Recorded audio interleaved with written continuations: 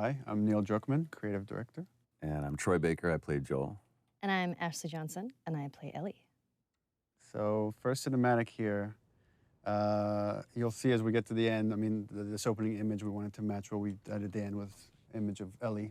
Tommy, listen to me. He is the contract. I think it's such an interesting thing to start off with, not only in the past, but also to start off basically.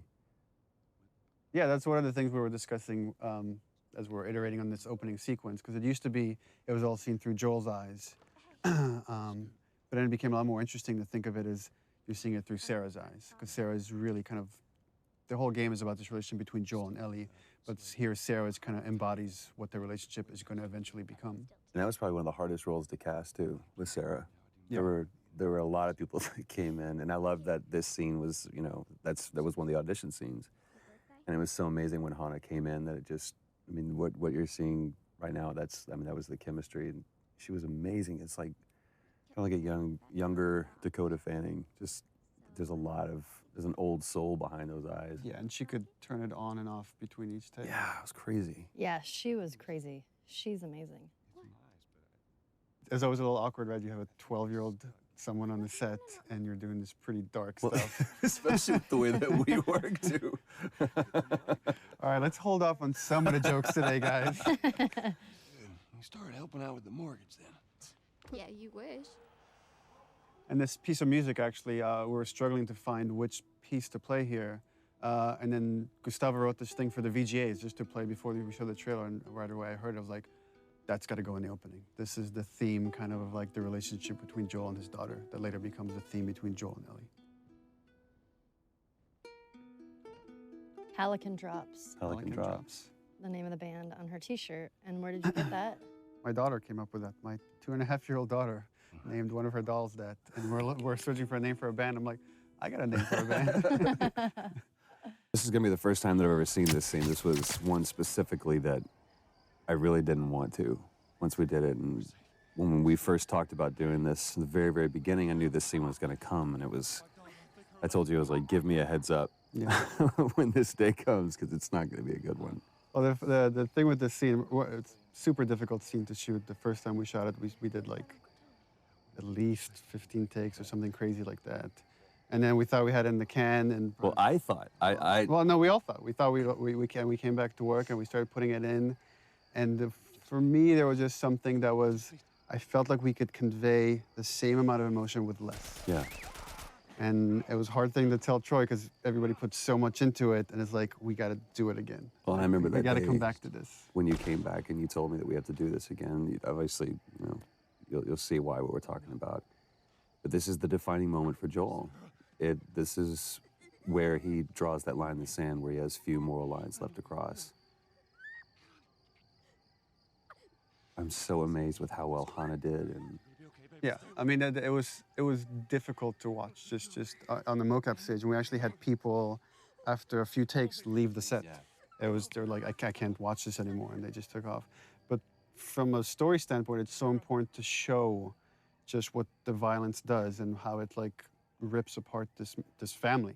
well, then especially a lot of times in video games, you see blatant violence, but when you personify it and you put it on a face, especially that young face, and you see the devastation that just one life lost can do. And it's just, I mean, this was such a hard day. It was such a hard day for both of us. I mean, it was exhausting for her. It was exhausting for me.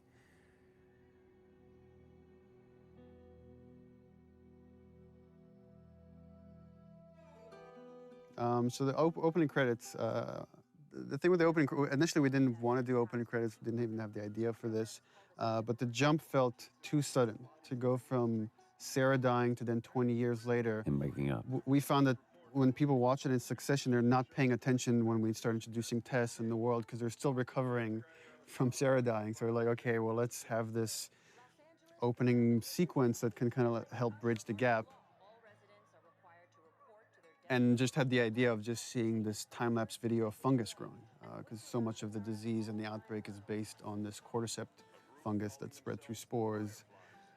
So we contacted a group at Sony San Diego who did this whole opening sequence for us, and they actually got these fungal kits where they grew fungus like in their bathrooms and filmed this over like days to produce this thing. So everything you're seeing is actually it's real. It's not CG. It's not. It's all, yeah, organic. it's all, except for the spores at the end, which are CG. Everything is real. This whole journey is like a dreamlike state, and you constantly see people waking up. And you see this multiple chime with Joel, and it's as if he's like remembering the past. He's always having these bad dreams throughout the game. That was always something that we had to keep in mind when we did this scene, because we shot this before we shot Sarah dying scene. So it's kind of like we knew that those were going to be in one way or another kind of butted up against each other. But this is such a great thing. Again, this was in the audition thing that we did when we were trying to find Tess. And when Annie walked in, it was just like she walked in as Tess. We saw a lot of different people for that. And this was just such a great, because the relationship you see from going from Sarah and Joel to now Joel and Tess, it's just, I don't know, you see everything, like the house that he was in before was nicer, he looked nicer, and it's not just the years have passed, but those years that have passed haven't This been also kind. gets into something interesting for me as a writer, which is you have a certain notion of characters or how you want the structure to be, and then once it's interpreted through actors like Troy, it changes. Like I've always imagined as Joel doesn't really care for Tess. He's completely shut down, and Troy treated it differently, which is I think he really cares for Tess, and even though he might not show it, and we just kind of embrace that, and you kind of see that later when Tess gets infected. That wasn't how the scene was originally envisioned. That Joel has such a reaction, but it became a lot more interesting to own that. Well, and also how much this relationship changed over, I mean, time and different writing iterations and just conversations that we had about this. Even, you know, within just in the last month or so, we've had conversations about this. It's like, what is their relationship? Because we never define it. I think anybody else would have put it on the nose, they're lovers or whatever. There was one note that you gave, it's like, let's, for one specific take, and said, let's just assume that there was a fight last night over what, we don't know. This is that moment afterwards. So it was like this awkward tension between the two of us. But there's no like loving embrace. There's no kiss that Joel and Tess have. It's just such an interesting relationship. And the challenge was to try to, how much can we convey just through nonverbal interaction? Right. First torture scene. And it's with the lovely Robin Atkin Downs, which I was just joking and saying that it's not a Naughty Dog game if Robin isn't getting the shit kicked out of him. He's been in every game since Uncharted 1. And we just put him through the ringer on this one. Poor guy. It was important to show just how far Joel has come, from the father you see in the opening sequence to here is a man that is willing to torture someone to just get what is essentially interesting. money in this world. Right, but it's interesting because he's not, he's like that brutal enforcer. It's kind of like that scene in LA Confidential where he's Russell Crowe. She's running the show. She's the dominating one, and I'm just brought in to be the muscle. She's the brains of the operation. Yeah, clearly. Stop! Quit your squirming. That's all Robin's expressions too. It's so great. They did such a great job with the facial. Yeah, it's important to note also all the facial is hand animated. We don't use any facial mocap. We find that we get better results with our animators. And it almost becomes one-to-one. Yeah. It's just genius. Here it is. Wait for it. Give me a week. You know, I might have done that if you hadn't tried to fucking kill me. Vote of hesitation. It's gonna cost you. I can't. We re-edited that. We used to show the break, and actually it was less brutal than when we didn't show it. When you didn't show it? Yeah, when it's left to your imagination, it's a lot worse. Yeah, but just you can see the way that his arm's positioned. But yeah, you're right. This is so revealing, not only about the relationship, but about, again, who Joel has become. To go from a father who just cares about, you know, keeping his nose down and keeping the job and playing by the rules, to being a guy who could just literally break some guy's arm over guns. It's just crazy. Come on. Yeah, fuck those fireflies. Let's go get them. She loved doing that scene too. And he loved that. She tried not to smile every time. And I love it's just business as usual. It's back to it. It's like, all right, so now what? And we're about to meet the very talented Merle Dandridge. Ah, Merle. Now, here's something interesting about this. Again, going back to the audition, that process. We saw a bunch of different girls, even girls that we had originally seen for Tess, we brought back to see. And they're all really Marlene. good. They're fantastic. And then Merle came in and just, And there was no question. And I wasn't there for that. And Ashley can chime in on Or it. no. Ashley was part of the audition for Merle. When she came in, it was hands down. Yeah. It's like, that's Marlene, come on. It's funny that all three of us knew like right away that Yeah, she needs to play Marlene. But you said we ended up setting up a special thing just for her. Yeah. Because you're like, you've got to see her. I want you to Yeah, see her. we had callbacks, and she was busy. She couldn't make it. We had a special day of callbacks just to bring her in because we felt really confident that she could do it. 'Cause I felt like she was the only one who didn't play it all either super tough. Or street, yeah. Yeah, she kind of had. Yeah, the she really perfect straddled that combination. line. It was so great. But we did that first scenes in the audition, literally first take, first scene. And she exits. It's at the very end of the game, and she turns around, she exits, and I turned around, look at Neil. I was like, I just mouthed, "Are you kidding me?" It's like, and I done. mouthed, "I told you so." Yeah, she did such a great job. This is another kind of thing that I think is interesting that's happening in video games, where we see two really strong women characters, female characters that aren't being over-sexualized. They're just strong women. Ellie's introduction. Yep. And this stuff is all shot out of sequence. So it's I don't know, maybe you guys can talk about the process of how you get into that state. I'm trying to remember that. I just really like the fact that the first time you see Ellie, you see her knife first. Right. I just think that's You see that kind she's of a awesome. fighter. Yeah. I forgot that was the first time that you saw Ellie. That was the first scene. That just from the get-go, she's fighting.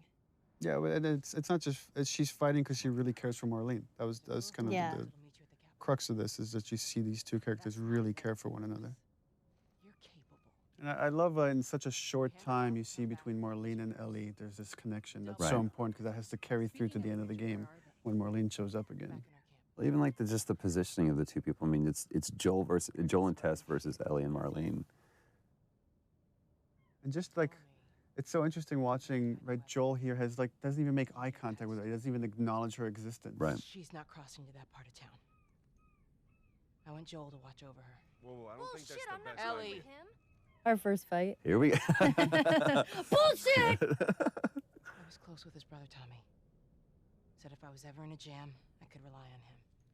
Was that before or after he left? Just reminding the player, like this guy you saw in the beginning, Joel's brother, he's changed too, and he's been involved. Yeah. Just get hints of, There's a falling out between the two of them. And it's just as you go on, you're starting to fill in that 20-year gap. Just cargo, Joel.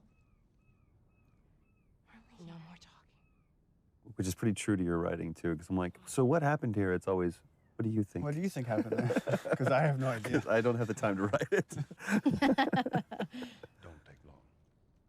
And you, stay close. For Joel, right, that's a hint. It's like, I don't want to be around this kid, Right. right? Because some subconscious part of him knows I could get hurt here. Is it? First moment alone. What does Joel do? Time for bed. Takes a nap. I'm tired. What are you doing? Killing time. I do really like this scene. Well, what am I supposed to do? I am sure you will figure that out. It's a great moment. It's another one of those moments too where it's like, it just feels like Joel is just always exhausted. Like this world is just bearing down on him. But I love that moment too, where she points out the watch, where we get to establish that watch that. Yeah, and that's Sarah something we gave me. didn't have in the beginning. That's actually something we inserted after the fact. Not for this scene, but there's another scene where we have that. But I also love, like you said, the kind of the juxtaposition between Joel and Ellie, to where Joel's just, like you said, weary and exhausted, and you have this total opposite, almost antithetical thing of like this naivete and this childlike behavior that's wanting to explore. And it here shows up in this. she's talking about having bad dreams, like the idea that they are both carrying this baggage with them. And it's how they first connect. Look how dark it is. Can't be any worse out there. Can it? What on earth do the Fireflies want with you? Hey. Sorry it took so long. Soldiers fucking everywhere. How's Marlene? What a great moment. He finally addresses her, finally connects on that level, and that moment's interrupted. Well, it's also the first time kind of Ellie, if you think about it, opens up to him. She's saying, I'm scared, right? That was the subtext of Yeah, that question. that's true. Don't do anything stupid. Move. Turn around, on your knees. It's such an interesting thing that we're like 2 hours into the game, and we're still the enemy, if there is one. Or there's other humans, there's other people. They're on other sides of the law, but there's no infected, there's no clickers, there's no anything. Look the other way. It'll make this worth your while. Shut up.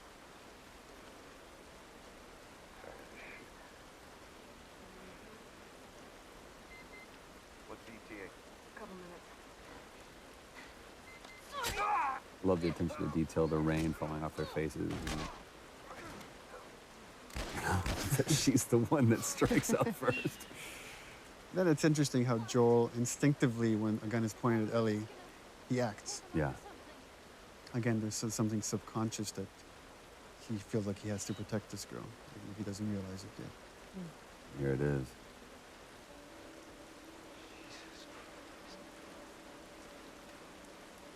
Marlene set us up. So this is starting to build up that conflict between Joel and Tess. Yeah. And this is something we struggled in the story for a long time, is like, how do we motivate this guy that shouldn't really want to do this mission? How do we get him to take on this mission to carry Ellie across the country? And it was through Tess. So if we get Tess to really buy into this thing, and then we, Tess gets infected, then she can convince Joel to take this on. At least initially, at least until we can spend long enough time with Ellie so they can connect. Yeah. And then it becomes about something else. I'll also say, Ashley, when we were doing this, the way that you conveyed fear, because that's a very scary situation that you're in, because you felt like your back was against the wall. This is where we really, this is where we can show you the difference between Joel and Tess. Yeah, because you're starting to see Tess really kind of buy into this, and you see some hope. Well, the thing I like about your performance here is you really get the sense of the conversation she's had with Marlene and the struggles she's been going through the past 3 weeks. She said that they have their own little quarantine zone with doctors there still trying to find a cure. It's where you see just deep inside how much Tess is desperate for any kind of redemption. Whatever happened to me is that... Remember, Ashley, we were talking about the scene and the idea that Ellie's not sure she believes in this thing. She feels this whole thing is insane and ridiculous. I remember that. I believe the direction I gave you was like, imagine you're giving yourself a compliment. Yeah. If you as a person in real life found out you were the cure for mankind. I'm kind of awesome. Yeah, you apparently, wouldn't. so And I am the especially Messiah. in that 3 weeks, you wouldn't, it'd be hard to own that. All right. Now watch your step as you're going out, because it's going to be a little... Little brat. I love the dynamics of this scene where it's like Tess has this secret, right? She's bitten. She's not telling Joel or anybody yet. Joel here for the first, again, he's connecting. He can't help it. Is that everything you hope? It's the first time he's like saying something semi-nice to Ellie. But there's still this layer of cynicism behind it. Can't deny that view. Come on, this way. He gets taken away by that childlike wonder. And this is something we added after the fact, the watch. The watch wasn't, we didn't have the watch at the time. Yeah. And Joel was just crossing his arms, and I asked the animators to like, oh, could you just flip his wrist and have him look at the watch? Yeah. This moment is reminding him of Sarah. Yes, ma'am. I love that it's almost a warning from Tess to Joel, like kind of like last words. It's like this determination, and you're not sure why. What's Yeah. different now, Tess?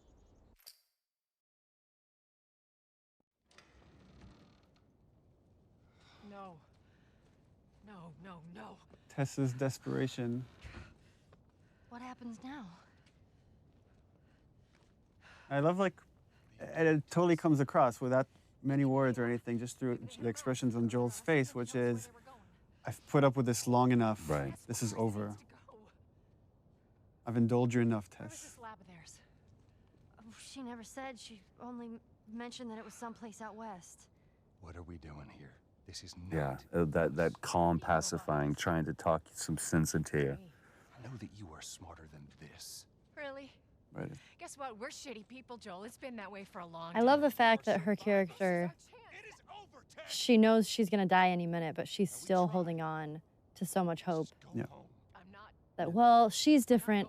Right. Look at her bite. The world could still change. And it's kind of this theme that, like, this idea of, I've done all this crappy things, but it's all okay if I could do this one thing right. Right. And then that kind of moves over to Ellie. And we see that theme later when Ellie, like, talks about it can't be for nothing. I got to point this out. Everybody else, because this was a part of the audition scene too, everyone else did that "don't touch me." They screamed it out, and I love the way she did that, where it was like that first "don't touch me." And it's just that realization. And I love the fact that Ellie's the one that figures it out, not Joel. Oh, Christ. And again, the back and forth Annie's doing between this freaking badass to such vulnerability and constantly jumping back and forth, and she brought that every take.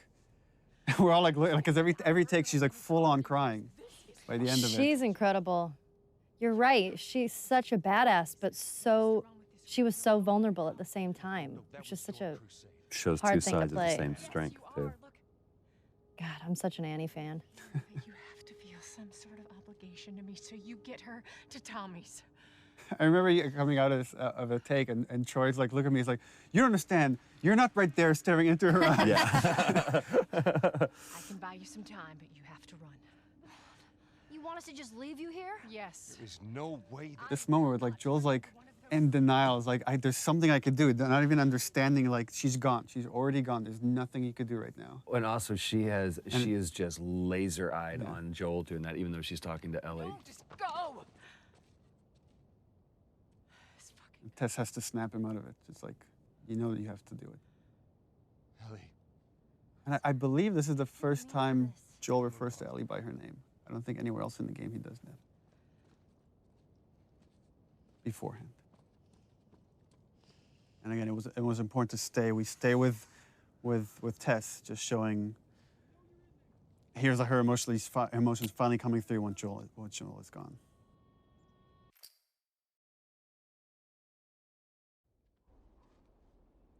Like how I don't remember if we talked about this, but Ellie has just this, clearly a problem with authority, where somebody's telling her what to do. Yeah, for sure. I think that also, I have a problem with authority. So that came out a little bit in Ellie. Tess. I don't even know what Here's how this thing's gonna play out. You don't bring up Tess. Yeah, that's so. Joel knows what he needs to do to survive, which is just let go. Needs to let go fast of these things, or they will kill you. Don't tell anybody about your condition. That's great. I love that he refers to To that as her Condition. You can barely acknowledge. Just We're he's still trying to search for the term for it. You being the whole cure for humanity thing. Good.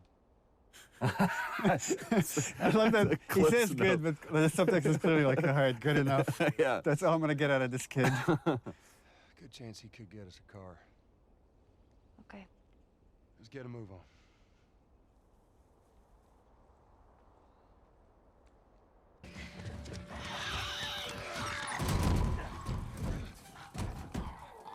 Hey, it's Bill. Lovely Earl Brown.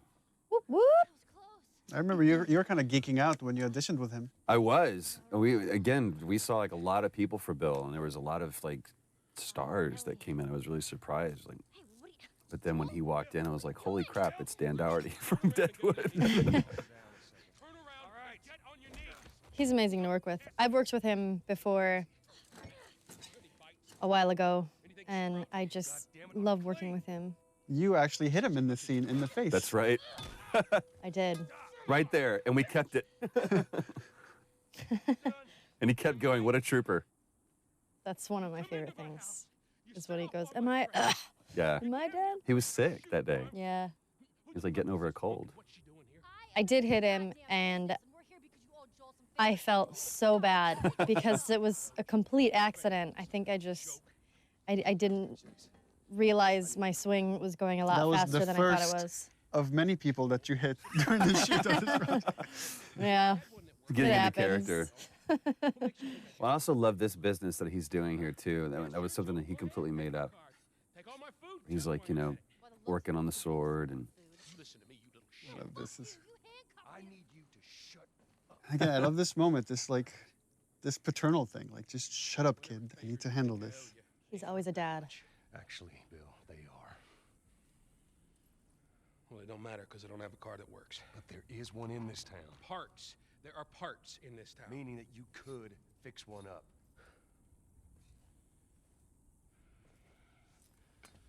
All right. It gives in. And I love just taking that time. Take that pause. All right. It's on the other side of town. Now you help me go gather it, and maybe I can put something together that runs. But after this, I owe you nothing. That's fine. A couple days from now, we'll probably be dead anyway. And it's like opening handcuffs, but again, I see it as this almost tender moment between Joel and Ellie. Stay right on my ass. Can't miss it. Another great Ellie line. Smart ass.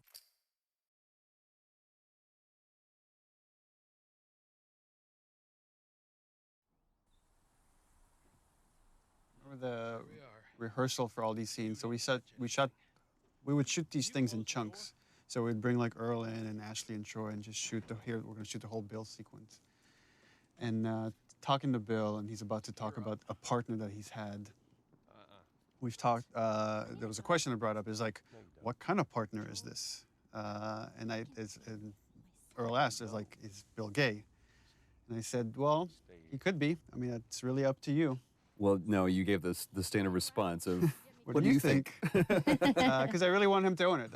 I thought he was when I wrote the part, but I really wanted the actor to own it, and he did. I mean, he made that decision to make him a gay character.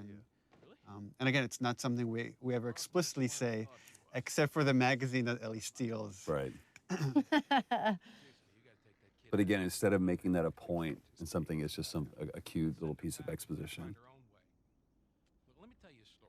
Well, and from a narrative structural standpoint, what Bill is there to show is, here's what happens when you survive on your own in this world. It's like you're alone and miserable and a little bit crazy, and it's what could happen to Joel if he keeps going down this path of just doing whatever he takes to survive. And also, Bill is there to kind of give Joel the warning, is like, you go down this world, you care for people, you will get hurt. Hey! What'd I say to you when we walked down the steps? And that's where Ellie has stolen a bunch of Bill's stuff. I love that flips him off. God damn it. You keep babysitting long enough and eventually... I love that line of fixing the stupid pile. Because I feel like that's something a kid would say when you're trying to cover, when you're Right. nothing specific. I was just stealing all your stuff. Fix the pencils over here.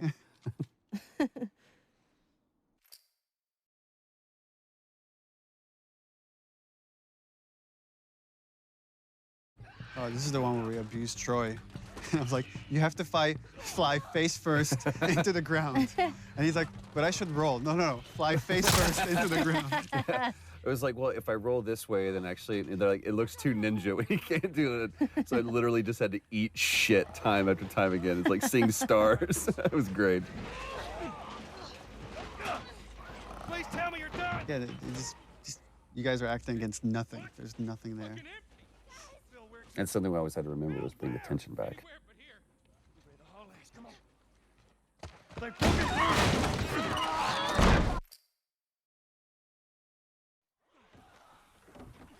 Left too that he closes a glass door like that's gonna do much. Yeah, right. So that worked out well. Oh, the thing I love here is that, well, that Bill constantly brings up Tess, not knowing that Right. Tess is dead because Joel doesn't want to talk about it. Right. But here it gets to Joel. And this is something that you guys actually just improvised. That wasn't in the script, this big fight that happens here. It was much more low-key in the script. Yeah, once he brings up Tess, that was something we kind of keyed in on. Jesus. What, you know this guy or something? Frank. Who the hell's Frank? He was my partner. They're both kind of lying to each other. If you think about the previous scene, right? He mentioned this partner, but almost like, I didn't care about him, I let him go, and you realize that's not the truth at all. He Right. really cared for this guy, and this guy probably left him. Right. Yeah. He's got I love how clinical he is about this. here. but that look on his face says everything. Well, that turn too that Earl did with, he realizes Joel is looking at him and he's being vulnerable right now, and he puts the mask back on. Yeah. And I remember like seeing that moment from Earl, I was like, yeah, we cast the right guy. Well, fuck him. And then that turn right there. Which again is kind of why Bill, what purpose Bill serves in the story, is to show that having those moments of emotion, there's nothing he feels, there's nothing but weakness. Get out. Get out. I love it. That relationship out. between the two of you I love was so it. good. That's Yeah. what was great about the cast, is constantly having to switch from these really serious, dramatic vulnerabilities to playing tough, right? Because that's what you kind of have to do in this world, is let your humanity come out, but then learn when to shut that off to survive. And also, you're seeing, it's very subtle here, but you're starting to see this change in Joel, where he's given Ellie more and more responsibility. He's trusting her. Instead of just saying, stay out of my way, he's like, Right. I need your help.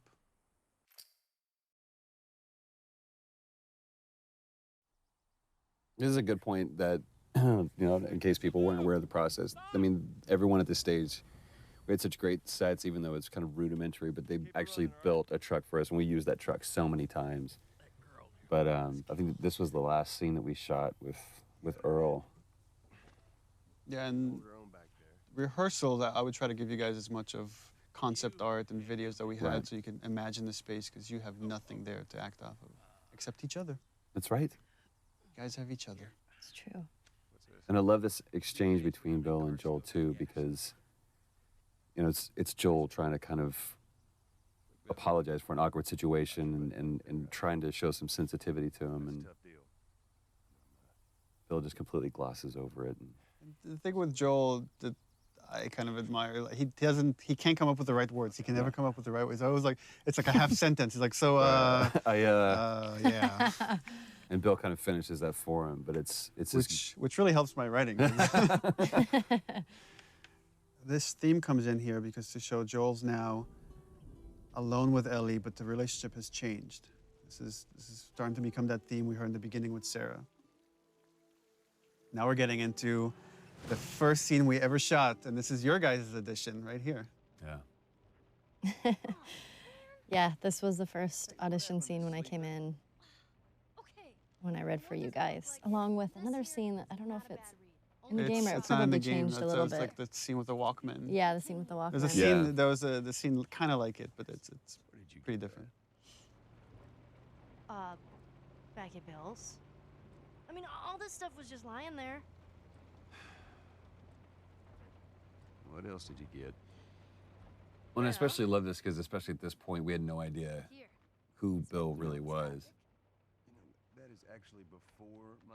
How many times did we come back to this scene? Like God, at least 3 times. Yeah, at least 3 times. I love what she says. I was like, hey, you know who this is?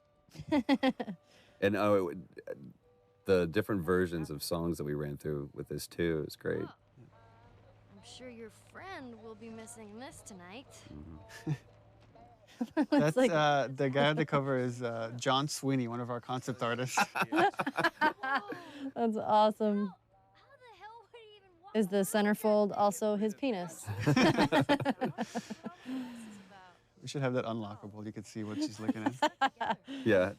Get your subscription to Bearskin Magazine today. I'm just fucking with you. And the awkwardness of that moment. But it's also such a great moment of levity between the two of them.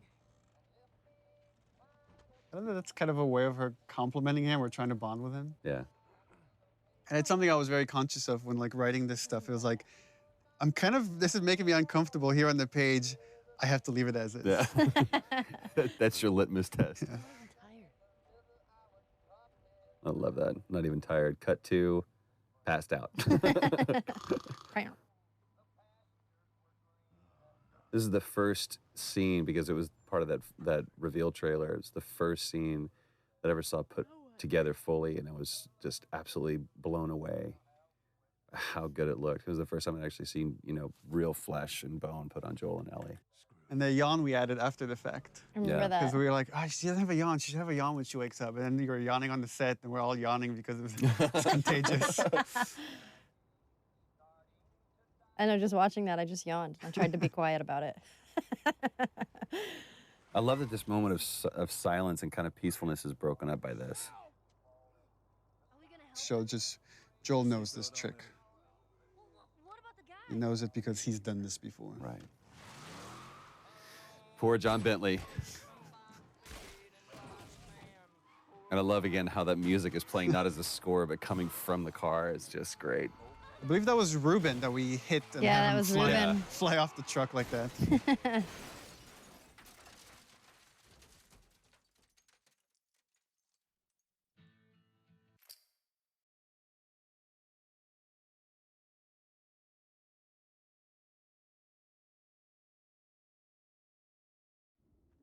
This was also the first really dramatic scene we shot, and it became kind of the touchstone for how the characters should look when they're I feel sick.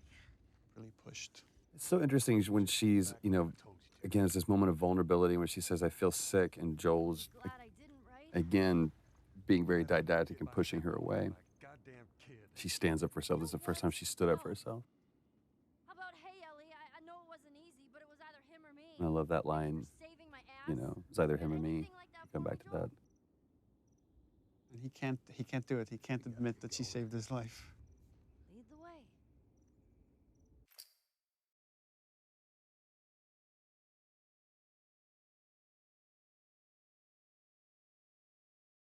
So this is, in the story, the first time Joel really is trusting Ellie and seeing her as pretty much an equal to him. That he has to rely on her to survive in this world. This is survive one of the this journey. first cinematics that we saw too, and we just, Yeah. it's still one of our favorites. We keep coming back to it and laughing, because I love this exchange between the two of them. What about me? You stay here. This is so stupid. We'd have more of a fucking chance if you let me help. I am. You seem to know your way around a gun. You reckon you can handle that? Well, I sort of shot a rifle before. He's like, shit, rats, that's it? Fuck. BBs. I love that line. Oh, shit, here's what we gotta work with. We usually avoid these kind of cameras that rotate around something that are trying to do too much, but it felt like this moment kind of needed it. Yeah, I love It's it. a weird parent-kid moment. Yeah. As soon as you fire, But he's teaching her how to shoot to we're gonna kill. Get another round in there quick. Listen to me. If I get into trouble, There's a really nice, every when I watched like Ellie's performance, this balance between she's trying to be a hard ass, but you could see in her eyes she's kind of terrified of the situation. Yeah. But even in this, there's almost a little bit of excitement there too. Either whether it's about the reality of her killing isn't real, or if it's just, I have an opportunity to make Joel proud.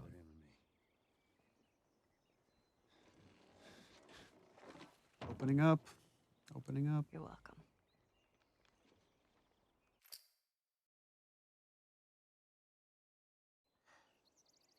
Such an interesting look on your face here, because it's almost like I did good, but then you feel horrified by it. So interesting.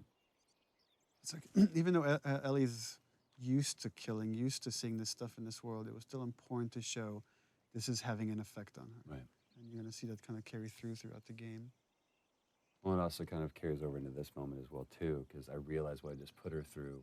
I love the way that, you know, we took that away from her. It's like almost gingerly. It's like, give me that. It's like, you can't really compliment it because... Right. You did just what good. you Yeah, had, there's no yeah. pat on the back.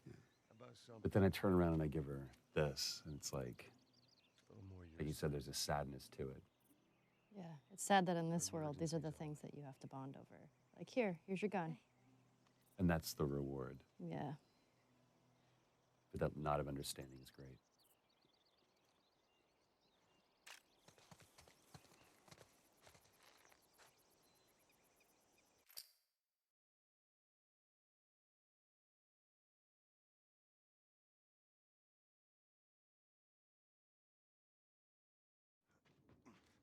Brandon and Najee. There you go. Yep. Brandon, I think, had the hardest audition of anyone. no kidding. Because I literally almost took off his head. Not in this scene, not punching him. That fortunately was done by Ruben Langdon, who can punch way better than I can. Leave him alone. Najee too, when he came in red for Sam, that had that. It's all right. They're not the bad guys. Lower the Just this kid that's kind of terrified to live in this world. Yeah. Man, you hit hard. Well, I was trying to kill you. And these two characters are really showing. They're kind of a mirror of Joel and Ellie's relationship. You haven't noticed they don't keep kids. And it's another warning for Joel, like this whole arc for Henry and Sam. Of what's going to happen if you stick with this girl? You're going to go through what these two characters are going to eventually end up. I do like that Sam is a character that seems genuinely scared, because a lot of the other characters can tend to be a little bit more badassy. Right. And he's young and he's scared.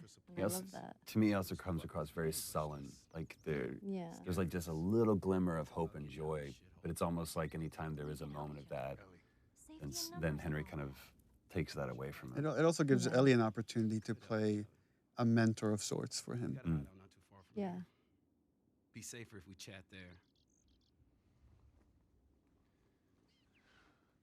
All right, take us there.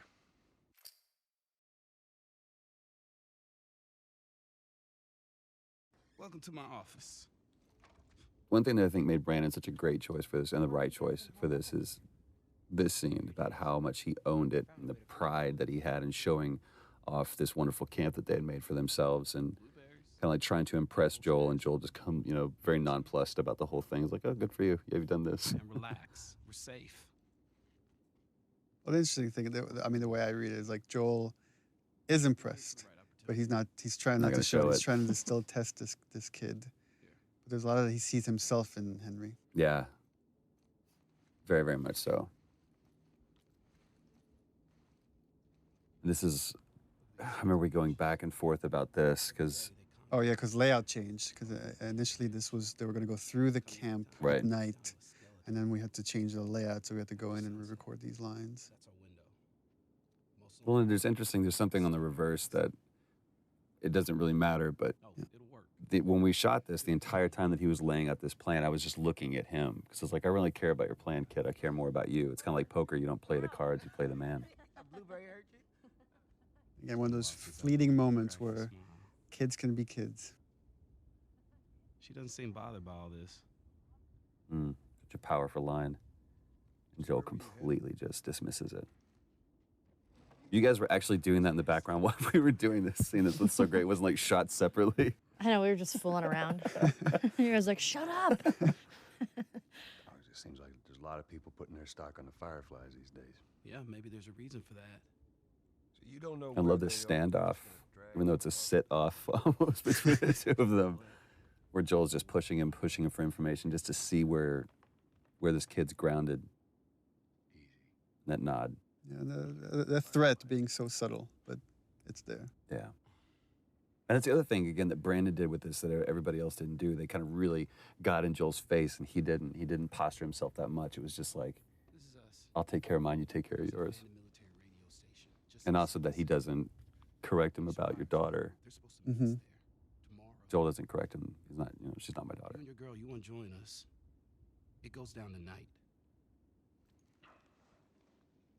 I guess we best rest up then. And I guess that's the most Joel's going to give him. Yeah. That's all Henry needs.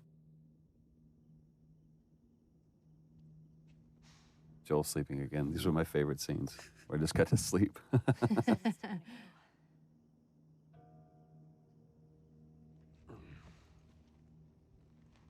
we're going to be moving fast, okay? And the idea of these two pairs that are coming together. And they were such great brothers. Brandon and Najee did such a great job together.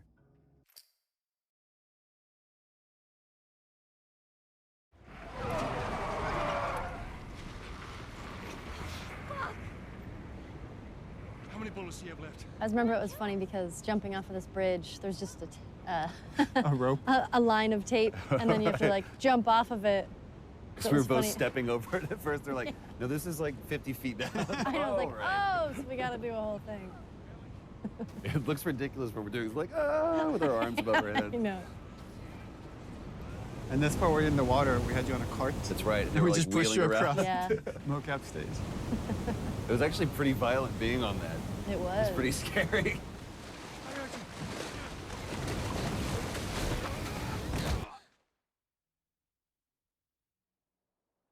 This was part of the audition scene that Brandon did that really just kind of helped us realize we had the right Henry. He's awake. Back to the salesman, it's like, hey, buddy, everything's okay. I Everything's know. all right. I really like that about his character, that he's kind of a salesman. You know, Sam's the one who spotted you. You guys are taking quite a bit of water. What's wrong? Henry! Get back, son! Hey. He's pissed, but he's not gonna do anything. You sure about that? Stop! He's confident. He knows he can calm you down, but he needs Sam to stay out of the way. Right, just in case. Yeah. Chance of making it, and you did. I'm coming back for you. I'm putting him at risk. Stay back. I think there's already the change there. Joel knows it's true. Yeah. Joel wouldn't have come back for him. And even when we were shooting this too, I mean, that's you really get into that moment, and every time that I felt that hand on my shoulder, it's almost like that Hulk moment where you realize, oh, I felt bad for letting you see that part of me, because so far I really haven't, in these moments, let that demon out. I've done what I've had to do, but this is just cold-blooded murder I'm about to do. The thing with Henry, which Brandon really brought to it, which is making light of everything for Sam. Everything is done for Sam. Right. I think he really is intimidated. He is scared in the situation, but he's making light of it so Sam isn't as scared as he is. Because the second that Sam sees that he's scared, Sam will be scared. Silver lining kid.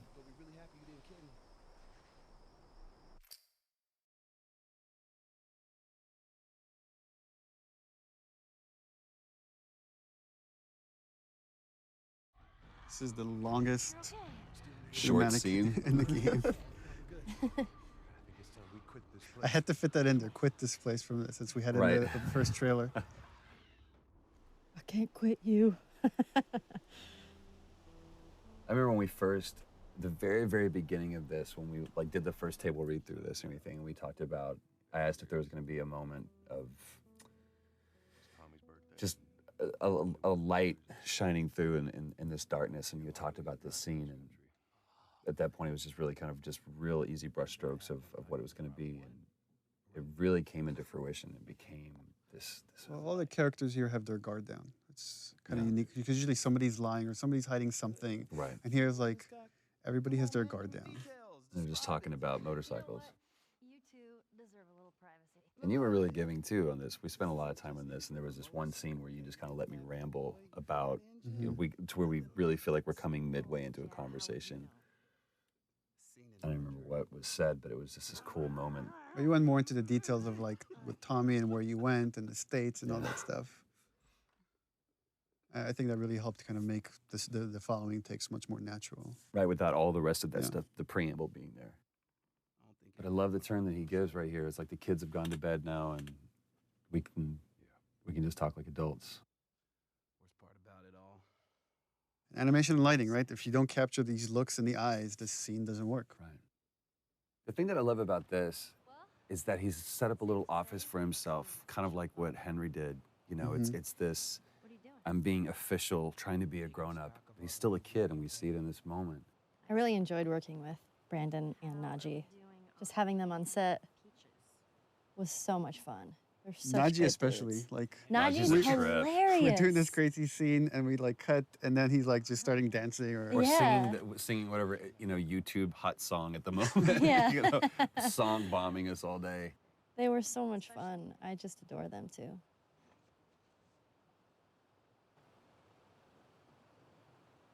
Is everything all right? You got an opportunity to put so much of you into Ellie. That's just because I can't write, so I just listen to Ashley talk and it was like, oh, that's a good line. Have a good night. That's giving me way too much credit. How is it that you're never scared? It's like Who says that I'm not? putting up the defense, making joke of it, as Ellie does. Yeah. And then seeing when she needs to, because that's the only way she's going to cheer him up. She's going to open up to him. And also, she kind of throws at that bone, like, you know, scorpions are pretty creepy. That's not what I want to talk about. Being by myself. Which again, all this stuff she's saying here plays into what happens later when she finds out Joel's trying to give her up, giving her away to Tommy. Yeah. Those things out there. What if the And it's people kind of the who same live thing we're seeing with Tess, What if they're trapped to in where one she body and was, control their body? again, she knows what's going on, he knows what's going on, but it's looking externally for some kind of either comfort or hope or answer or something. We're a team now. And then they just We're gonna always help come each up other out. empty. Second, I guess one thing I'm just thinking about now, which is all the stuff Sam is going through because he's bitten, is probably the stuff Ellie went through when she was first bitten, because she thought she was going to turn. And it just happens that she was immune. But so that's what she kind of, Do you think that's true? all these realizations she's had. I go back and forth. I mean, I'd like to believe it. That's a powerful thing for essentially. It's kind of kid to sad because say. that's not what Sam wants to hear. He Right. wants to Yeah. hear that it's all going to be all right. Right. But she doesn't realize that's what No, he death is terrible. It's a horrible, painful process, and you're all alone. You know. I almost forgot. There. If he doesn't know about it, he can't take it away. All right. This did make me sad because, I'll see you tomorrow. you know, he spent that whole night alone. Mm-hmm. Like, Oh You know. yeah. Henry didn't go back in there. I let him sleep in, just like. Yeah, let Oh. him sleep in. Oh. And that was the last conversation he had. And that always made me so sad after I read that, because I was like, oh. Yeah, I didn't even think about that. And what would have happened if Henry had gone in there? I mean, the fact that that Henry wasn't there, I mean, plays into, the culmination of this scene where he's just racked with guilt. I mean, one thing we're very conscious of when putting the story together is we would have these really kind of dramatic moments that change the characters significantly, and then we would cut to some more time in the future. Yeah. And so you don't get to see right afterwards what happened to it, and then you get hints of how this affected the relationship, which is what you get into the next gameplay sequence. And this whole thing is, it's a huge change in Joel here, because now he sees, this is what's going to happen to me. The same thing that's happening to Henry right now is what would happen to me if I'm going to keep going and let Ellie get hurt. Yeah. And it's like, after this moment, he makes the choice, like, I need to give her to Tommy. Oh my god. Sam? Oh no. I have no idea what that would do to a person to actually see that, to have to do that. Yeah, I remember talking with Brandon about this when he's saying it's all your fault. He's not talking to Joel, he's talking to himself. Yeah. Okay, easy. Yeah, the thing that's cool with this piece, Gustavo's music, is that you're carrying that weight. You're carrying the weight of that emotion of everything just happened onto the next scene, which even though they might not be thinking about Henry and Sam right this moment, but it's just that feeling is lingering going forward.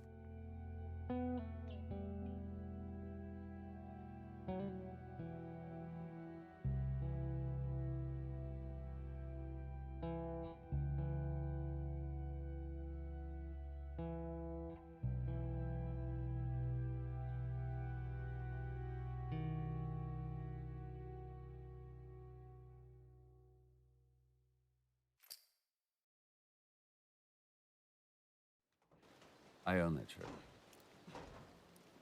I'm pretty I sure still think we own should it. sell off our mocap suits for charity. Unwashed.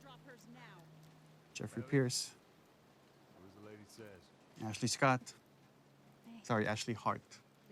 Oh, yes. Ashley Hart. She was married. We didn't know the place was occupied. We're just trying to make our way through. Through to where? They're all right. But you know these people?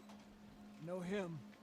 He's my The goddamn chemistry was so good between The two of you them. and Jeffrey. It was amazing how well, and I mean, Jeffrey's just a few years older than me, but it was interesting playing the older brother to him. And yeah, we felt like brothers immediately. It was crazy. Oh, well, Jeffrey came, I mean, we almost cast Jeffrey Yeah. as Joel. And then once, like, months later, we needed to cast Tommy. I was like, oh, Well. what's Jeffrey Pierce doing? That's for him. Thanks for not blowing my head off. Would have been embarrassing, considering you're my brother-in-law. And Ashley Scott, she came really close to being cast as Tess. And Yeah. when we needed Maria, I was like, oh, We Ashley got the Scott. perfect person. There were no auditions for these roles. I love this awkward setup of this is how he meets his sister-in-law. How he meets Jeffrey's, you know, or Tommy's wife. Story. Why don't we bring him inside? And you just get to see here now how Ellie's starting to become more secretive. Well, also it's like the way they're standing and everything. It's like Ellie's kind of alone now. Like now it's like Joel is with Tommy and there's no one familiar with Ellie.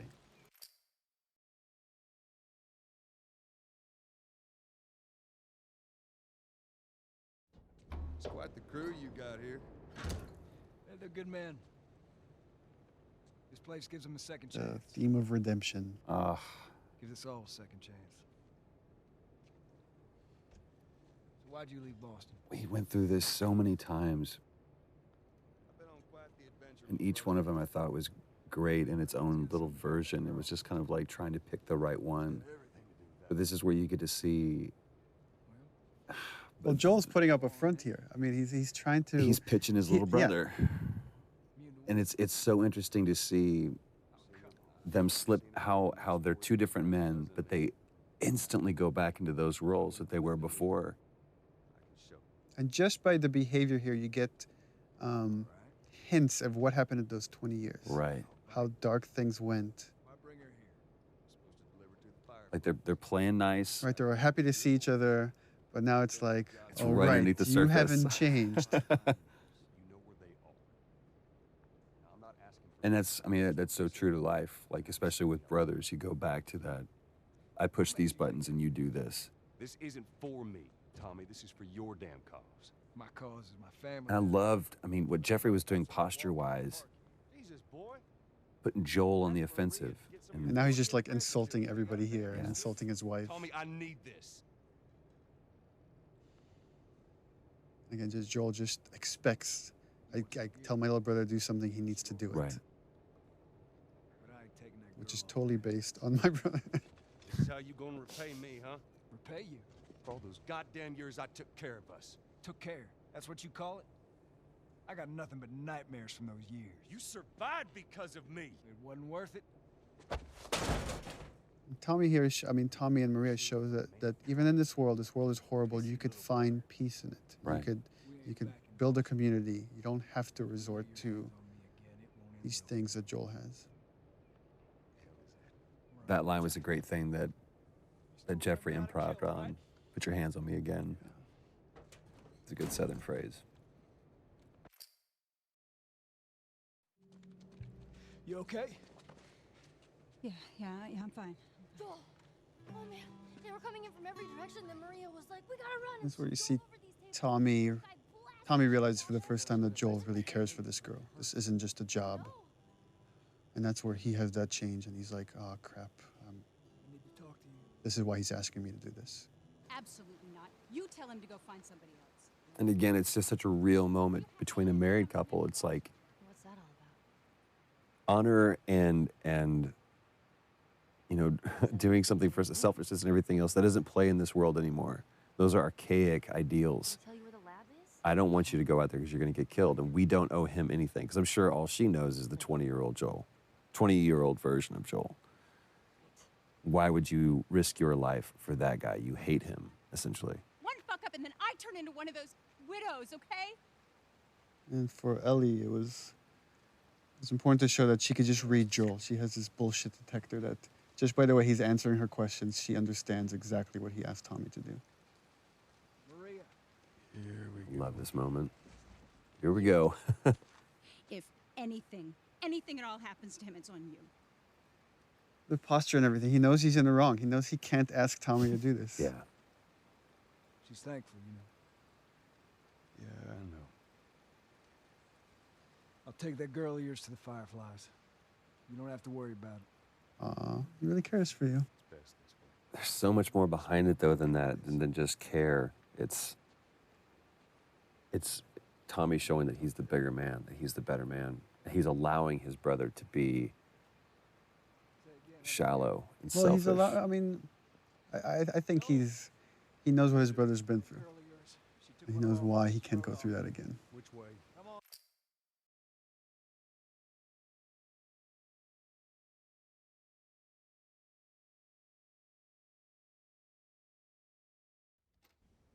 This is probably my favorite scene. What a long day this was. Boys, movies, deciding which. I honestly think this is one of the best scenes that you wrote, Neil. It's bizarre. Get up. Because it says so much about this world and especially Ellie, where she's at and realizing how different and how much of a chasm there is between this world and that. I agree. Goddamn stupid. Well, I guess we're both disappointed with each other then. What do you want? I think I really like about this scene is that they're both kind of, I guess, being selfish in a way, and yet it's coming from a place because they really care about each other. Like, they don't understand that they both have been through horrible things, and they each think what they've been through has been worse. I love that she calls him out on that. What are you so afraid of? How many close calls have we had? Well, we seem to be doing all right so far. And now you'll be doing even better with Tommy. Not her, you know. What? And it's like the stakes are high, and it's like, okay, well, then I'm gonna drop this bomb. Not her. Mighty thin ice here. It's like, how many years has it probably been for Joel since he even like Don't bring thought up about that it, name. mentioned it? I think Joel's thought of that name every day, but I don't think he's heard it said. That shove that you gave that was nowhere in the script. I think that came out of frustration, definitely, because when we had come back and we couldn't find it, and I wasn't necessarily frustrated with you, I was frustrated with us in the scene, and I was like, oh, fuck. It's so cold of Joel to do this, and I've had people on the team ask me to remove this part, that he's being too cold, and I'm like, no, it's like, because she's being so vulnerable and he's having these feelings, he's trying to shut it down.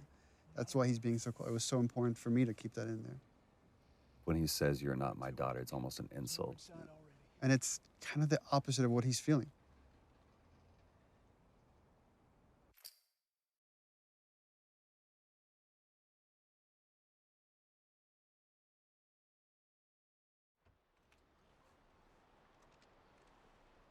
This scene was such a great opportunity to show even just like all these mini arcs with characters. You know, we don't have a lot of time, and we're not gonna, we can only tell Joel and Ellie's story. We can't go into such detail with Bill and Tommy and Tess and Marlene. But you get this great resolution between these brothers because you get the full arc of it in just a short amount of time. It's like the way I approached it is the seed has been planted. Like when she says, I'll just be more scared, that Joel just needs time. And in time, he will change his mind because he doesn't want any, deep down, he doesn't want anything that will hurt Ellie or. So over there, the idea is just this little horse riding montages. That change is brewing. And Gustavo's music doesn't hurt. What's so great about how this plays out is there's really nothing happening but just this passage of time. That used to be a level that you played through. And just during production cuts, we changed it. So it actually worked out better. It just became this idyllic idea that you never fully reach. You just see it from the outside. Where is this lab of theirs? It's all the way out, University of Eastern Colorado. Pointing out this moment that there was probably a time when these two used to watch college football together, you know, and calling out, it's like, go Bighorns, you know, for our college that we made up. I want one of their t-shirts so bad, University East Colorado, because Colorado is such a big state. I don't want her coming after me. Sorry for stealing your horse. Well, come back to town. Let's discuss it at least. You know me, my mind's all made up. University, Eastern Colorado. How do I find this lab? It's in the science building. Looks like a giant mirror. You can't miss it. And the idea of offering Joel a place of refuge, a place of redemption. Well, and originally we had some, you know, I think there was a line that I threw in there, something that was like maybe someday or something. It was just too on the nose. And we ended up saying we don't need that. Yeah. This needs to be The look is enough. Well, and the offer to me is enough. Mm-hmm.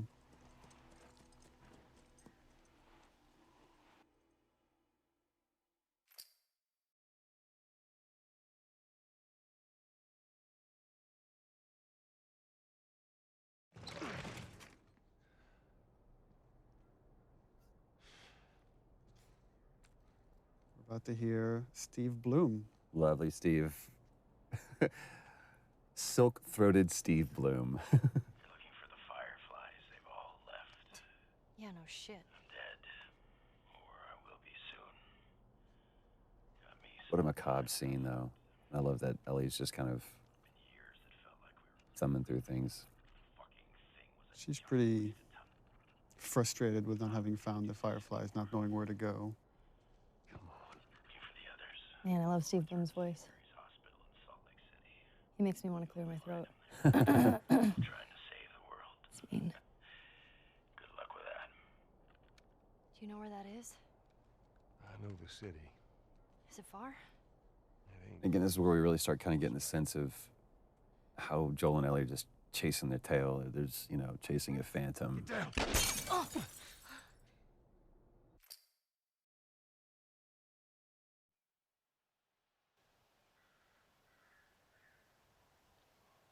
For me, is what I wanted from this is not to overplay it, not to like have Ellie cry or scream or.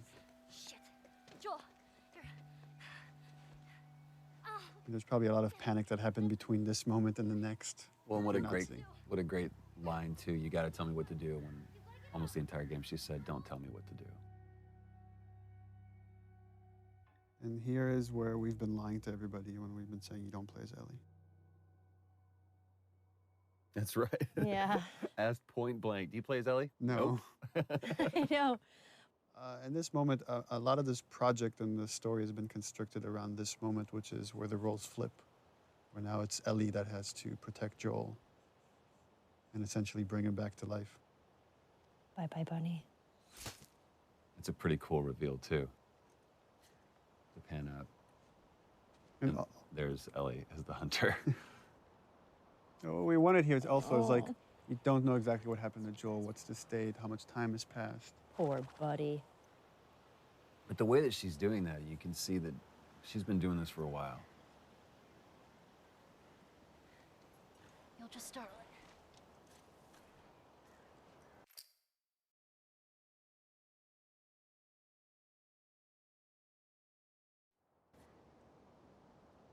Remember how tired your arms got holding that bow stretched? That bow, it was so heavy. And I remember that I was shaking and I was like, hey guys, this is really heavy. There's David. Nolan North. Nolan North, ladies and gentlemen. Ruben Langdon is James. Ruben Langdon, ladies and gentlemen. Sorry.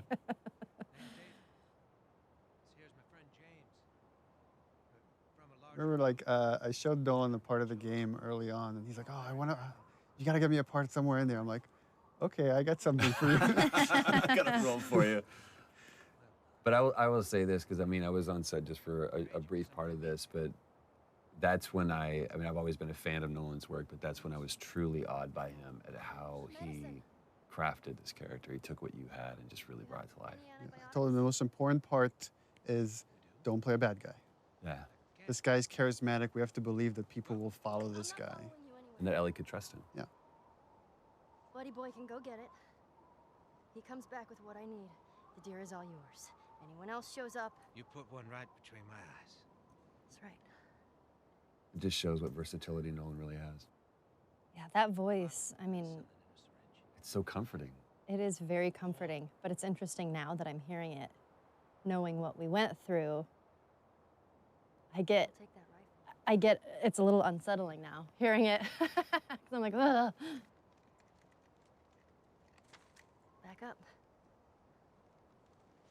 It's a weird gameplay thing, but we went through a version where like, okay, she can only carry one long gun at a time, so we have to put the bow on the ground. They're like, no, it's gonna be 2 guns. Okay, well, let's put the bow back on her backpack. No, it's she can carry.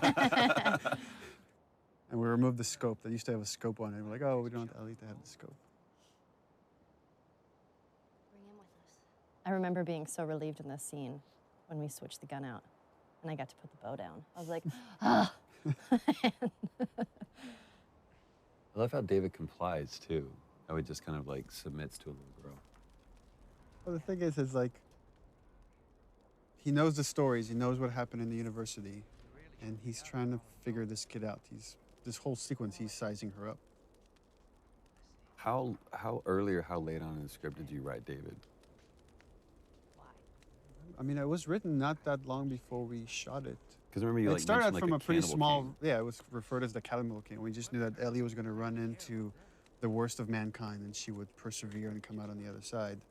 But then once like Nolan came in and started like putting David together, it was like it became a lot more interesting to make him this really charismatic guy that is just infatuated with Ellie.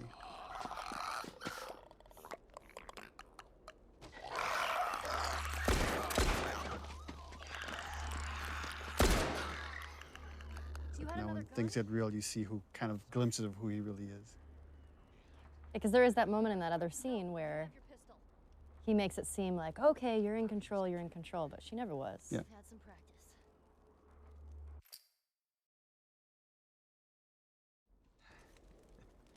Well, you handled yourself pretty nice back there. What's cool about David and the conversation I had with Nolan about him is that he's trying to win Ellie over by being honest with her. And here's the part where he's like, I feel like she's ready. I'm gonna kind of reveal myself. And I think like I could still get her to come around. Now, you see, I believe that everything happens for a reason. Sure. The other interesting thing, thematically, that's everything happens for a reason is the same thing that Marlene really believes. That everything happens, like it's something she repeats to Joel at the end. But you're kind of seeing how all these characters are just, how much they're willing to go for what they believe in. When you talked about like being surprised by your own writing, was that a moment like that, or was that something that you had intentionally done to where those characters were going to? No, I think it's just something you think about, and there's a theme that just kind of sticks around in the project, and then characters end up talking about that stuff because you're thinking about it all the time. Traveling with a little girl. You see, everything happens for a reason. Again, another one of those moments where you think Ellie's got control. Don't get upset. It's not your fault. Yeah, and then James there. You're just a kid. I love that. James, lower the gun. No way, David. I'm not gonna let her go. It was such a small role, but I really like what Ruben added there. And that the dynamics between James and David, how there's conflict between these two characters, but there's still respect, and he's still listening to David, even though he's questioning his leadership right there. Part of me, the way I read that was every time James looked at David, it was like, who the fuck are you right now? What are you doing? Yeah. Like, he was putting on a show and he saw it. Oh, thanks. To me, it's interesting how David almost treats Ellie like quarry, like, you know, you're a sport. Yeah. Again, Ellie having this kind of bullshit detector, you see her scared here because I think she realizes there's something really wrong with these guys. I don't know what. I just need to get away.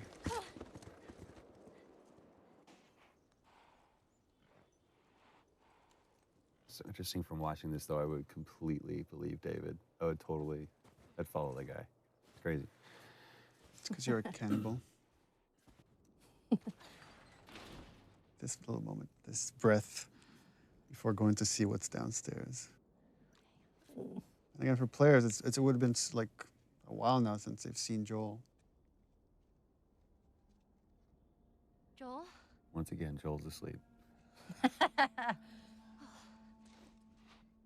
only managed to get a little bit of food. I love how these roles have switched, too, where now it's, you know, the protected taking care of the protector. Move your arm. It used to be open, and then we're like, we should probably stitch that up. It was also on the other side. We had to come back and reshoot it, too. Oh, continuity. Actually, this one, I remember we shot this one again because this is going Naughty Dog method. Everybody can like say the 2 cents. Amy Puckett, one of our coordinators, said, "Where's Ellie's backpack?" And we shot it without thinking about Ellie's backpack. And it was like, oh, we should bring it back in and use it as a pillow. It's like such a cool little touch. You're gonna make it. Yeah, those shivering things was pretty cool. Yeah. The towel thing, right? He was able to Let's do see, that. you did that. Well, yeah, I mean, but it's still obviously he animated it. But. Great moment of them falling asleep next to each other, too. Again, her watching over him.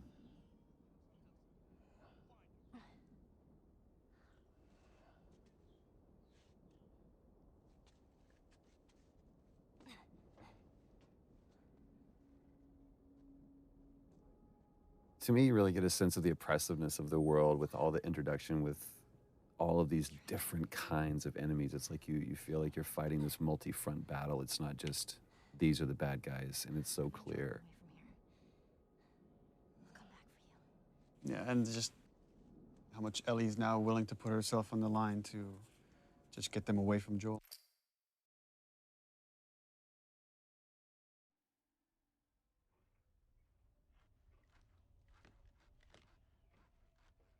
Wakey, wakey. It's interesting how much audio has made all of this way creepier. We were watching it without audio. It's like the Foley of what he's cutting up and back and stuff. Yeah. Ugh. Time to eat. And that's the first time you actually see what it is that you've heard them refer to it. No, actually, this is the first time you just see it, and it's again, I really wanted to downplay the whole cannibalism thing. It's just something they have to do. Super. He comes to bring her a tray of food.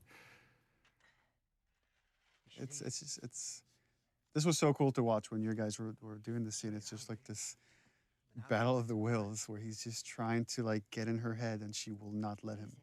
She won't give in. Yeah, this was one of my favorite scenes to shoot because Some human helping on the side? there's just so much there. I mean, the cannibalism and then him being all like rapey and molesty. Like, I don't know. I'm a fan of the dark stuff, which you know. So when I read it, I was like, yes.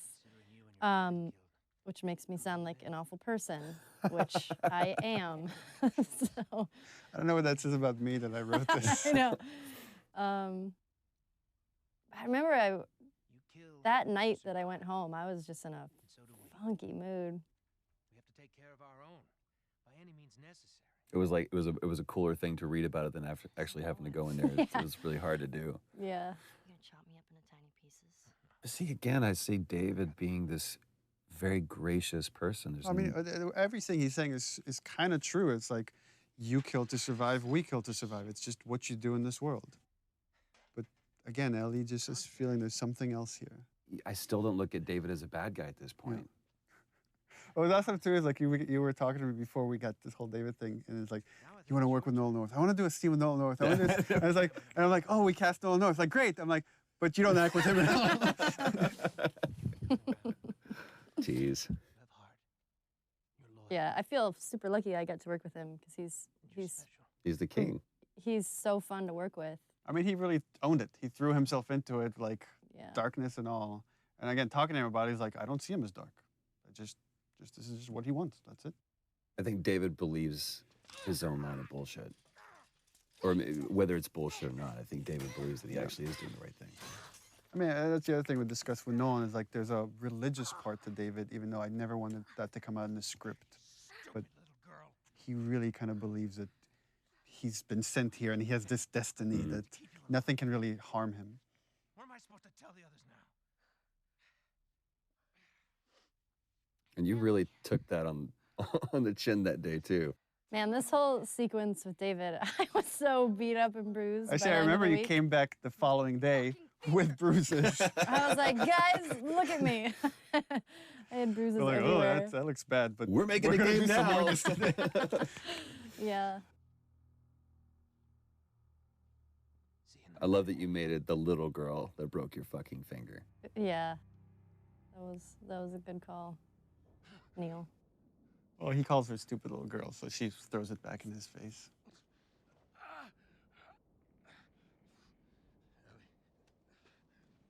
I also like that she gives him her name under her conditions, which is, I'm going to give it to you, but I'm going to insult you. Right. I also like the fact that Ellie is still so strong that even though she's in that cage, she's still kind of in control. Yeah. But it's a much stronger, that's a different strength than you'd shown anywhere else in the game before. It's like that winter was a really, really hard winter for you. Here's another funny scene. Wow.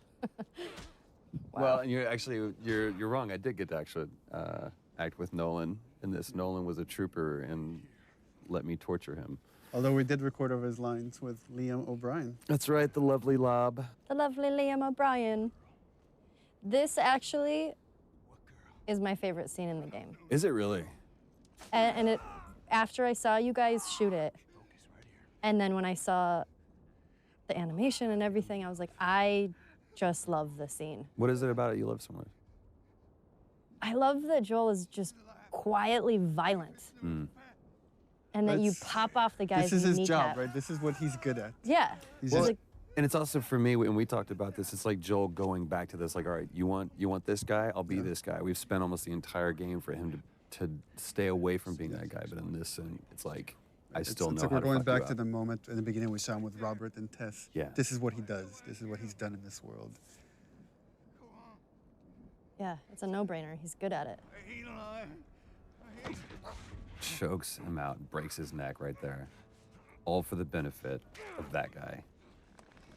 And it's like, if there's any like notion that someone has hurt Ellie, then I'm gonna make every single one of you guys pay. Yeah. That's all right. I believe him. No, wait! And actually, this is the scene where I think he got beat up the most. Yeah. Where you did? Yo, yeah. Yeah. I had bruises over my whole entire body. It was ridiculous. Yeah, this wasn't stunts, this was you. Yeah. I warned you. The thing that I love about this scene is how much Ellie's using her brains and her physicality, like everything to like get out of this situation. Right there. Roll up my sleeve. Look at it! I'll play along.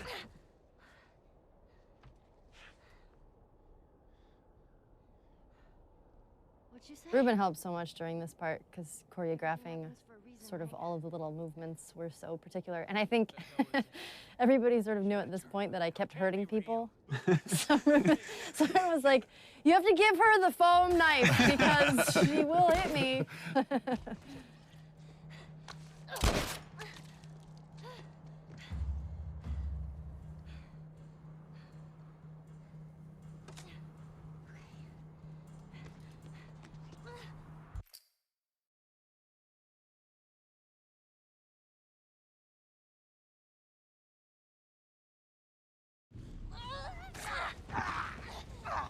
You were beating the shit out of that foam pad. I don't know what you were channeling.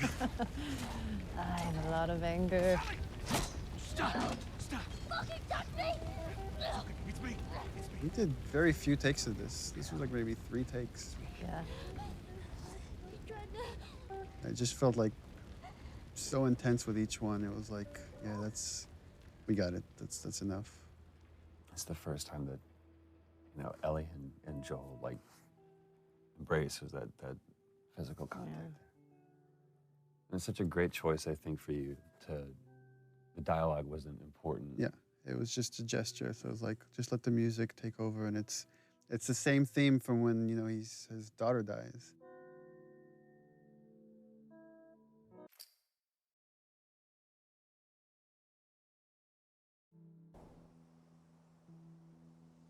This was the scene where you got the most emotional.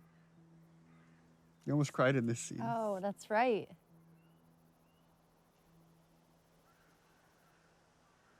We don't have to do this.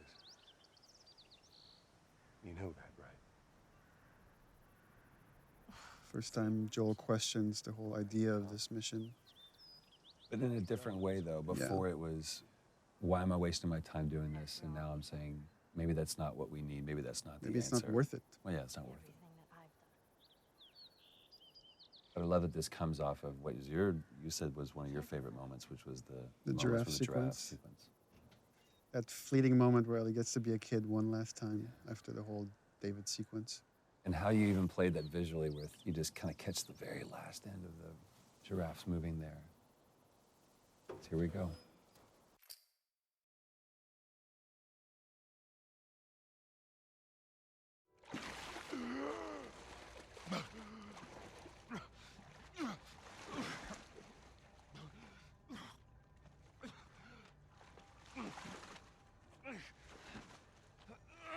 Oh, Ellie's dead.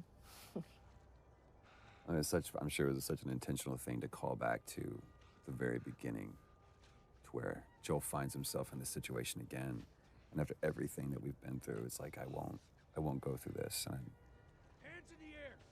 just again, that irrational, maddening, desperate calling for help. I need. From this point forward, it's like the beginning backwards, where if this is the point Sarah dies, like now you're about to do the Carrie sequence. Yeah. Then you like play as Ellie walking, like viewing Joel from the outside, and then you end on the shot with Ellie. So it's like the beginning reversed. Sorry about that. They didn't know who Let you me see Marlene again. And Ellie? She's all right. They brought her back. The discussions I had with Merle about this scene is, again, her desperation to find someone that will understand, that will empathize with her decision to kill Ellie to save humanity. And she's hoping she could get that out of Joel because he's the only other person that has cared for Ellie the way she has. And she can't get that out of him. I just think it was such a great way to bookend, to kind of start and begin with Marlene. And it's so great that they were able to capture just the strength that she has, even when she was sitting in that chair. Yeah. And again, she's completely empathetic, even though she's supposed to be antagonistic. It's a very similar line to what David says. You don't have to worry about her anymore. We'll take care of her. I worry. Just let me see her, please. You can't. She's being prepped. This is when I've always seen Joel in the most parental role. Surgery. The doctors tell me the cordyceps, the growth inside her, has somehow mutated. It's why she's immune. Once they remove it, they'll be able to reverse engineer a vaccine. Yeah, her performance here was just stellar. So flawless. It does. I remember talking with the music guys that were putting a lot of Gustavo's music, and the first few passes were, there was this dark music that was playing here once Marlene reveals that Ellie's gonna die. And I was like, we can't play Marlene as bad because she's not bad. She's not. I mean, she's trying to save everybody. And if anything, I told them, was like, you can go dark with Joel. Because again, when Ellie's life is on the line, Ellie's in danger, he lets himself slip back into the murderer, the killer, however you want to view it. It's so interesting. I wonder how many players, like, especially in this moment right here, how many sided with Marlene and how many think that Joel was actually the wrong one. It's like, dude, listen to what she's saying. At the same time, this is the theme of the game for me right here. Is as a father, you will kill everybody else to save your kid, and that has always been kind of the through line for me. Is Joel's willing to go to the end of the line, meaning sacrifice humanity to save Ellie. Again, Robin Atkin Downs. Guess what's gonna happen to him? But this was so cool too because, I mean, we've seen all the way through both cinematic and gameplay. You know, Joel was able to take on everybody, but just this moment of resolve that I'm gonna wait for my moment. And it almost looks like he's a beaten, defeated person. Give me an excuse. And that grimace right there, it's like, no, he's not. Which way? Yeah, again, the way you've interpreted Joel is like a man who lets his emotions get the better of him here has to keep them in check. You see how like he wants to destroy this man and everybody here for what they're doing to Ellie, but he has to wait. He has to catch the right moment. Bam. And again, just such a brutal scene. There's no threat here. It's just time. Time is the threat.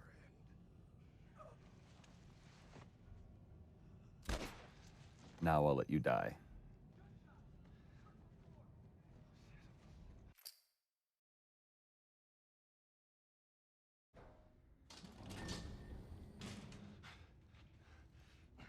This scene used to originally be all in the operating room. And Joel wasn't carrying Ellie. He killed Marlene and the doctors in the operating room. And then Peter Field, designer, just kept bugging me. He's like, I feel like we have to play this part. It's, you have to carry Ellie out yourself. It can't just be like hinted at. And we ended up switching the whole structure of this thing. He was right. It was like, it worked way better. That was another one of those moments where we're like, we're done, we've got it. No, we don't. as a cinematic, it was. I thought it was perfect. But as a bigger part of the game, it was weaker than letting you play through some of it. She won't feel anything.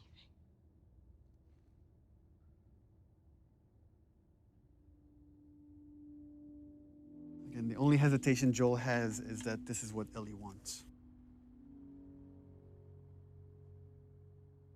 And it's such a great decision to show, just cut to this.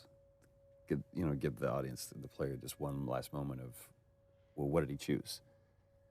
Just to sit in that decision. It was also important to show the lie against the reality, because the lie has so much weight here at the end. Throughout the game, Joel has never lied to Ellie. He might have disagreed or he might have dismissed her, but he's never outright lied to her. What happened? And for me, this was the moment I decided to lie. We found the fireflies.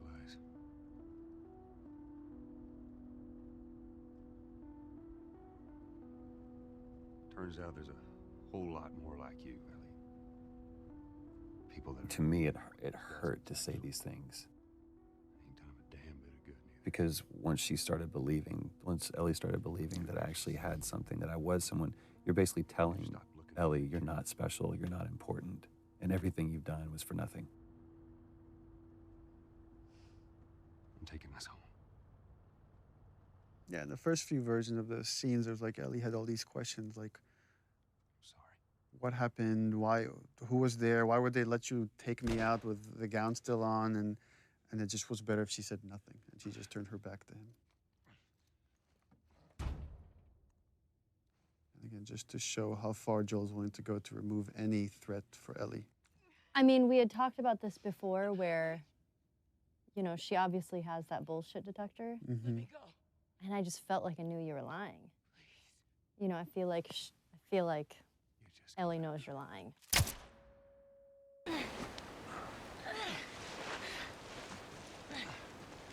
All right, come on. Hey, wait.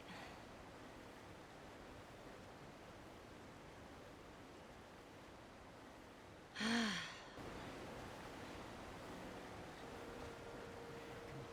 we go, the end.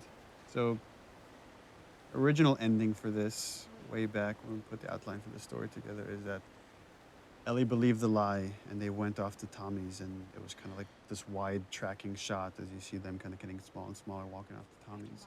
But as we went through the story and the characters got more and more developed, it's like it didn't feel honest. It didn't feel like Ellie would buy into all of it. And she got bit too. We didn't know what to do. I remember we went over and over and over this scene, and little things changed. But every time I sat and watched you tell this story, I was just raptured by it. It was so easy to listen to you tell this story. I'm still waiting for my turn. Ellie. Her name was Riley, and she was the first to die. And then it was Tess. And then Sam. None of that is on you. You don't understand. I struggled for a long time with surviving. And no matter what, you keep finding something to fight for. Now, I know that's not what you want to hear right now. Swear to me. Interesting hearing arguments around the office about how people interpret that last line, that last okay from Ellie. Whether it's, okay, I believe you, or okay, I could put this behind us, or okay, I don't trust you anymore and it's over.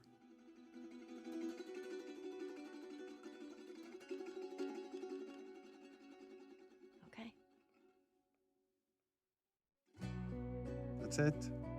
I hope you guys enjoyed this. We certainly, this is for some of the scenes, it's the first time we had a chance to take a look at it, and it was interesting to kind of, in retrospect, after everything that we've been through, be able to kind of recall what we were thinking on that day, and then, you know, 2.5 years later, how we feel about these things.